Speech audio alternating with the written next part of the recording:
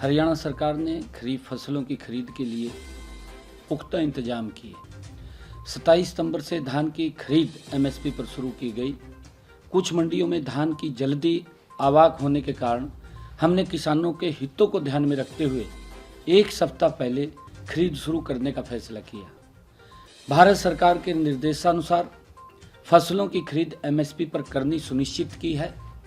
किसानों को इस बार मंडी गेट पर भी इंतजार नहीं करना पड़ा। इसके लिए हरियाणा राज्य कृषि विपणन बोर्ड ने मंडी गेट पर पास लेने के लिए एक नई व्यवस्था लागू की। इसका किसानों को बड़ा फायदा हुआ है। किसानों ने मोबाइल ऐप द्वारा स्वयं ही घर बैठे आसानी से डिजिटल गेट पास बनाया, जिससे उन्हें मंडी गेट पर अन्य गेट पास प्राप्त करने की आवश्यकता नहीं पड़ी। उन्होंने बिना देरी या लाइन में लगे सीधे मंडी में प्रवेश कर अपनी फसल बेचने का काम किया।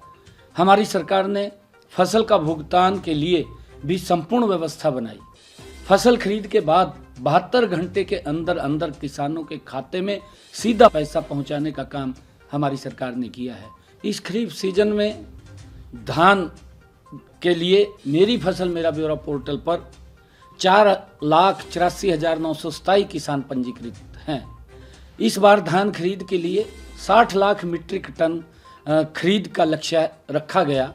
अब तक 50,46,000 मीट्रिक टन धान की खरीद की गई है, जिसकी एवज में किसानों को 11,296 करोड़ रुपए की राशि का भुगतान सीधा उनके खाते में दिया गया है। यही बात कांग्रेस को हजम नहीं हो रही है। किसानों के हितों को दम भरने वाली कांग्रेस के लिए किसानों का नहीं बल्कि उनका अपना स्वार्थ सर्वोपरि है। हरियाणा में राइस मिलर्स की हड़ताल के बावजूद भी हरियाणा में धान की सरकारी खरीद सुचारू रूप से चलती रही। हरियाणा ने पंजाब से कई गुना अधिक धान की एमएसपी पर सरकारी खरीद कर किसानों को बड़ी राहत देने का काम हमारे हरियाणा के किसानों को किया है। अगर हम ध्यान करें, अन्य राज्यों में किसानों को एमएसपी पर फसलों की खरीद करवाने के लिए आंदोलन करना पड़ा। हम अपने पड़ोस राज्य में अगर देखें पंजाब के अंदर, जबकि हरियाणा में हमारी सरकार ने पुख्ता इंतजाम किए और किसानों की फसल का एक एक दाना हमारी सरकार के द्वारा खरीदा जा रहा है। हरियाणा सरकार ने किसान हितैषी निर्णय और फसल खरीद के लिए मंडियों में किए गए इंतजामों को देखकर पड़ोसी राज्यों के किसान भी हरियाणा की मंडियों में अपनी फसल बेचने के लिए इच्छुक हैं। हमारी सरकार ने आड़तियों के हितों के लिए भी काम किया है। राज्य ने सरकार के आड़ती या कमीशन 46 रुपये प्रति क्विंटल को बढ़ा करके 55 रुपये प्रति क्विंटल निर्धारित किया गया है। 9 रुपये प्रति क्विंटल अतिरिक्त भार राज्य सरकार द्वारा वो वहन किया जा रहा है। हमारी सरकार ने सभी राइस मिलर्स की भी समस्याओं का हर संभव समाधान करने का काम किया है।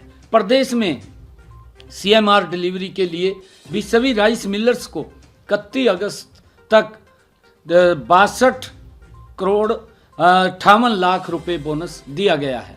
इसके अलावा हाइब्रिड किस्म के धान के आउट टर्न रेशो का मामला भी भारत सरकार के समक्ष हमने रखा है, क्योंकि पिछले दिनों जब हमारे बीच में सभी राइस मिलर्स के अधिकारी आए, उनकी विषय को हमने सुन करके केंद्र सरकार के समक्ष रखने का काम हमारी सरकार ने किया है।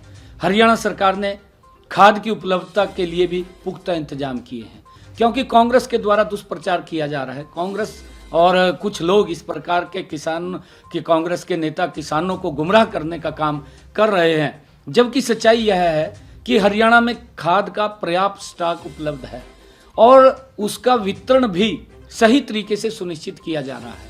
प्रदेश में लगभग 24 लाख हेक्टेयर क्षेत्र में गेहूं और 10 लाख हेक्टेयर क्षेत्र में सरसों की फसल बोई जाती है और किसानों को आवश्यकता अनुसार खाद उपलब्ध कराया जा रहा है। राज्य में डीएपी स्टॉक पिछले वर्ष की मांग के बराबर ही है। मैं आपको बताना चाहूंगा कि पिछले वर्ष 1 अक्टूबर से 9 नवंबर तक